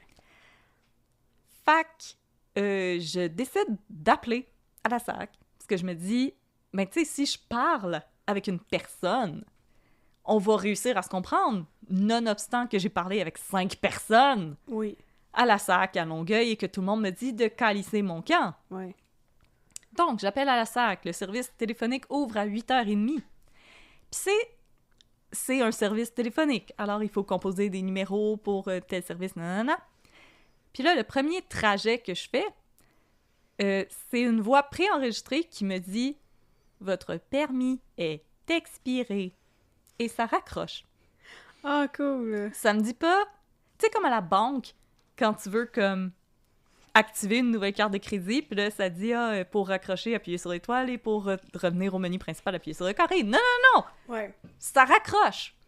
C'est bon. Satisfaite ou pas, moi, je décalisse, madame. Oui, voilà. Puis là, moi, je suis pas satisfaite. Alors, je rappelle. Mais cette fois-ci, je me dis, je vais faire un autre trajet. C'est comme dans l'histoire dont vous êtes le héros, tu sais. Oui, c'est ça. Alors, je fais un autre trajet. As-tu pris le corridor avec le marais ou le jardin avec les épines? Ben là, cette fois-là, je m'en vais dans le jardin avec les épines. OK. Puis là, encore une fois, une voix préenregistrée qui me dit que mon permis est expiré, que j'ai pas le droit de conduire. Ah. Et qui raccroche. Encore? Voyons donc. Sans me demander si je suis satisfaite, si je veux demander d'autres choses. Mhm. Rappelle une troisième fois. Ah ouais. Essaye un autre trajet, même résultat. Voyons donc. Puis je suis comme, OK, on va essayer une autre stratégie. Complètement. Rappel. Là, je réussis à trouver le trajet pour parler avec quelqu'un. OK. Je me rappelle pas c'est lequel, je m'excuse. Je Ah, peux ben pas là. vous aider. Ça, j'allais dire, faut informer les gens, là. Non, je me rappelle pas. Ah. Faites-le, je t'aboute. Fait que là, je réussis. Mais là, on s'entend, ça ouvre à 8h30. Mhm. Puis malgré le fait que j'ai fait plusieurs trajets, il est rendu comme 8h45. Mhm. Puis il y a une voix qui me dit « Ah, il y a présentement 15 minutes d'attente. Ah, nice. » Je suis comme « Ça s'endure, 15 minutes d'attente. Voyons donc, je vais mettre le speaker et travailler. Bien sûr. » Chose que je fais. J'ai attendu 2h30 Mais voyons donc. pour parler avec quelqu'un. En attente? Oui. Mais voyons donc. Et pendant ces 2h30, aux 5 minutes, une voix préenregistrée cacophonique me disait de raccrocher et d'aller sur le site de la SAQ Click parce que toutes les informations y sont et que c'est pas nécessaire que je les dérange comme ça. Voyons donc. Et moi, je suis comme, non, il n'y a pas d'informations sur ton hostie de site de vidange. Mhm. 2h30 plus tard, quelqu'un me répond. Ah, yeah. Bonjour, madame. Puis là, je lui explique. Puis là, elle me demande mon numéro de permis de conduire, je lui donne, puis elle me dit « Vous n'avez pas le droit de conduire, elle est expirée. » Puis je suis comme « Oh my God! Oh my God! Tu penses-tu que je la sais pas, celle-là? » Oui. Mais là, je lui explique ma situation. Et là, elle me dit, comme si j'y avais demandé pourquoi quand je mets ma main dans l'eau, elle est mouillée. Elle me répond « Mais voyons, madame, maintenant, il faut prendre un rendez-vous pour s'acheter un permis de conduire. » Mais voyons donc. Moi, là, quand je suis sortie de mon examen, on m'a dit « Merci, décalisse. Ouais. » Pas « Félicitations, maintenant, prenez votre rendez-vous pour payer 86 $ et avoir un permis d'apprenti. » Ouais. On m'a pas dit ça, on m'a dit de décalisser. Mhm. On m'a juste dit « On donne plus de permis, merci, bonsoir. » Et là, la dame pense que ça va m'aider de m'expliquer que c'est depuis la pandémie qu'ils font ça, parce qu'ils veulent pas que les gens restent dans la salle. Donc, au lieu de passer 2 heures dans les bureaux de la SAC, vous allez passer 2 fois 1 heure dans les bureaux de la SAC. C'est donc ben niaiseux. Puis là, je suis un petit peu à bout. Et là, la madame, elle me dit « Avec notre site web, vous pouvez faire ça. » Puis je suis comme « Ben, honnêtement, madame, là, moi, j'ai passé comme 1 heure à fouiller sur votre site, puis j'ai rien trouvé. » Et là, la dame tellement serviable, me dit « Ah, mais je vais vous aider, je vais vous montrer c'est où sur le site. » Je fais comme « Ben merci, madame, mon Dieu! J'ai attendu 2h30 pour vous parler, vous allez comme m'aider, là! » Ouais. Et elle me dit « Êtes-vous prête? Avez-vous un ordinateur? » Je fais comme « Oui, je suis au travail, j'ai mon ordinateur, vas-y, je t'écoute. » Puis elle me dit « D'accord, vous allez aller sur Google et vous allez taper SAQ, obtenir permis de conduire apprenti. »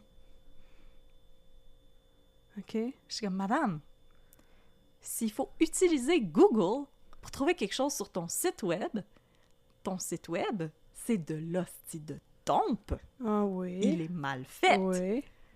Puis elle est comme « Ah, je vais le faire pour vous. » Merci. Tellement serviable. Oui. Puis là, elle me dit « OK, par rapport à où vous êtes, je lui donne mon adresse, est-ce que vous voulez aller à la place Longueuil, où est-ce que j'ai été passer mon examen, ou à la place Dupuis, OK. qui est à côté de l'UQAM. » Oui. Puis là, je dis « Ben madame, la place Dupuis, c'est comme à 10 coins de rue d'ici. » Uh-huh. Puis elle me dit « Ah, mais moi, selon ce que je vois, vous êtes plus proche de Longueuil. » Je suis comme « Madame, I guess, si tu traverses le pont à pied, c'est quoi? je suis comme, madame, je marchais pour aller à l'UQAM pendant mes études. La place du Puy est à côté. Ouais. Je marche pas pour aller à Longueuil, moi, là. Non, c'est ça. Puis la place Longueuil, elle est pas l'autre bord du pont. Non. Elle est sur le chemin Chambly. Ouais. Après quand même un petit bout sur le chemin Chambly. Ouais. Puis là, elle me dit, ah, si vous le dites. OK. Fait qu'elle me prend un rendez-vous à la place du Puy. OK, oui. Puis là, elle me dit, apportez une pièce d'identité. Puis là, vous allez pouvoir demander à obtenir un permis d'apprenti. Ça va coûter 86 $. Puis là, je suis comme, OK, parfait. Puis là, je me dis, OK, j'ai pris mon rendez-vous tôt le matin. Donc, je me dis, OK, parfait, je vais comme partir de la maison, aller chercher mon permis de conduire, puis aller au bureau après, tant qu'à être sortie, tu sais. Ouais. Là, je pars. J'arrive à la place du Puy. Puis là, moi, on m'a donné un rendez-vous là, à 8h50 à la place du Puy pour obtenir un permis d'apprenti. Ouais. J'arrive, puis ça me dit de prendre un numéro. Mm-hmm. Mais moi, je me dis, oui, mais j'ai un rendez-vous. Mais je me dis, Audrey, c'est le festival de l'incompétence ici. Prends un numéro, parce que sinon, tu vas attendre dans le bar. Ils font ça à l'hôpital aussi. Fait que je prends un numéro. Ouais. Je m'assois dans la salle d'attente. Il y a 2 personnes au comptoir et la salle d'attente est pleine. Mais finalement, une des 2 dames termine avec ses clients et dit « Quelqu'un qui a rendez-vous à 8h50? » Point d'interrogation. On est 3 personnes qui se lèvent. OK. Et là, tout le monde se regardait en complete disbelief. Alors, j'ai décidé, pour une fois dans ma vie, de m'assumer et j'ai été au comptoir. Ben oui. Je fais comme « Fuck up, j'y vais. » Puis là, j'arrive, puis je donne mon nom, je dis pourquoi je suis là. Puis là, la dame est comme « Ah, OK, pas de problème. » Puis là, elle prend mon passeport, puis elle commence à rentrer mes informations. Puis là, elle me regarde, puis là, elle croise ses petites mains. Oh non. Puis là, elle me dit « Ben voyons, madame, votre permis est expiré depuis 7 ans. » Je suis comme « Oui. » Puis elle me dit « Ben ici, madame, c'est juste pour les permis qui ont été égarés. » Oh non, là. Moi, là, j'ai passé 2h30 à attendre Oui. pour parler avec quelqu'un qui travaille à la SAC. Excusez, je suis comme vraiment à bout. Une personne qui travaille pour la SAC, Oui. qui m'a envoyé là. Mais là, moi, là, Mais elle t'a envoyé au mauvais bureau. ce que j'aimerais comprendre, là, Oh my God. c'est que quand tu cliques sur le service dont tu as besoin, Ouais. je peux-tu savoir pourquoi, elle, dans sa liste, elle a eu un endroit qui ne donnait pas ce service? Ouais. Parce qu'on s'entend que si j'ai besoin d'un rendez-vous pour me faire arracher une dent, là, comme si je vais sur le site pour prendre des rendez-vous avec des médecins, ça va pas me donner une clinique de podiatrie, là. Mais non, c'est ça. Comment ça, je me suis ramassée là, là? Mm-hmm. Puis là, la madame est comme, mais c'est parce que nous, on n'est pas un centre de la SAC. Nous, on est un centre de service du gouvernement. Mm. Fait Ici, c'est juste pour les permis expirés à l'intérieur de 3 ans. Vous, il faut que vous ayez dans un centre de la SAC. Et là, eux vont observer votre dossier. Puis je suis comme, Madame, j'ai passé mon examen théorique. Puis elle est comme, ça se peut. Ben là... Puis je suis comme, Madame, j'ai attendu en ligne, là. J'ai parlé avec quelqu'un de la SAC qui m'a envoyé ici, ce matin. Puis elle me regarde, puis elle tourne son ordi vers moi, puis elle est comme, quand je rentre votre nom, mon ordi est bloqué, madame. OK. Je shakeais. Ah oui, je comprends. Je tremblais. J'avais genre... Tu sais, quand t'es tellement fâché que tu peux rien faire, là. Ben ouais. Fait que j'avais juste le goût de brailler. C'est ça que j'allais dire. Moi, je me serais mis à brailler. C'est ça ma réaction. J'avais quand je suis trop fâchée, là. J'avais l'impression que ma tête était en feu. Fait que j'ai rien dit. J'ai juste pris mes choses puis je suis partie. J'ai juste retourné dehors, j'ai fait comme... Fuck off, je vais pas te crier après, madame, c'est pas de ta faute. Genre, c'est pas de ta faute. Le système est incompétent. Fait que je suis partie, puis je suis retournée chez nous, puis j'étais... Là, j'ai braillé ma vie. Puis là, mon boss me demande, parce que j'étais supposée être au bureau, puis finalement, je suis pas là, puis je suis comme, écoute, je vais crier après quelqu'un. Je suis pas dans un bon mood présentement. Non, c'est ça. J'ai besoin d'être dans ma bulle. Ouais. Puis là, il me dit, comme, qu'est-ce qui s'est passé, si tu veux en parler? Et là, j'ai appris que mon boss aussi avait des problèmes avec sa SAC. Ah! Je vous dirai pas c'est quoi, parce que c'est comme, ça lui appartient, mais lui aussi, il a eu des problèmes vraiment, vraiment, vraiment débiles profonds avec la SAC. Et là, où en sommes-nous? Eh bien, chers auditeurs, j'ai rendez-vous demain, matin, à la SAC, à Longueuil, pour avoir un hostie de Christ du Saint-Tabarnak de permis d'apprenti. Pour espérer pouvoir conduire 2-3 fois avant de avoir un vrai permis. Je suis calissement à bout. Alors, au moment où cet épisode sera diffusé, je vais soit avoir un permis de conduire ou un mandat d'arrestation. C'est une belle conclusion, j'aime ça. Et voilà. Souhaitez-moi bonne chance. Wow. Et là, bonne chance. Pourquoi raconter ça en ondes? Et non dans un voice message à Catherine? C'est parce que je me suis dit, des fois, le public shaming, ça fonctionne. Puis là, je sais que j'ai pas le podcast de Mike Ward, là. Mais je me dis, peut-être que faire rire de vous autres, il y a peut-être quelqu'un de la SAC présentement qui va faire « Hé, on est une gang de Chris de tweets! Parce que je tiens à dire aussi, il y a comme personne qui est au courant qu'il faut acheter un permis de conduire. Puis aussi, dans cette histoire, pourquoi il y a personne à Longueuil qui m'a expliqué cette marche à suivre, là? Comme, pourquoi? Moi, c'est ça ma question présentement, là. Pourquoi à Longueuil, la réponse, c'est pas « OK, vous avez passé l'examen, maintenant, la manière de fonctionner, c'est que vous devez prendre un autre rendez-vous, ce qui est complètement débile profond, parce que je suis déjà sur place, pour acquitter les frais d'un nouveau permis de conduire. Pourquoi vous n'êtes pas capable d'asseoir vos employés dans une salle et de leur dire « Voici la nouvelle politique ». Mais pourquoi tu pourrais pas juste faire ça en ligne? Ou même... Payer mon permis de conduire, moi je le fais en ligne. Oui, pourquoi tu pourrais pas juste faire ça en ligne? C'est pour le renouveler. Moi j'en ai pas.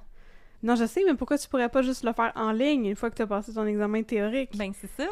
Puis pas avoir retourner. I don't get it. Je sais pas. Fait que...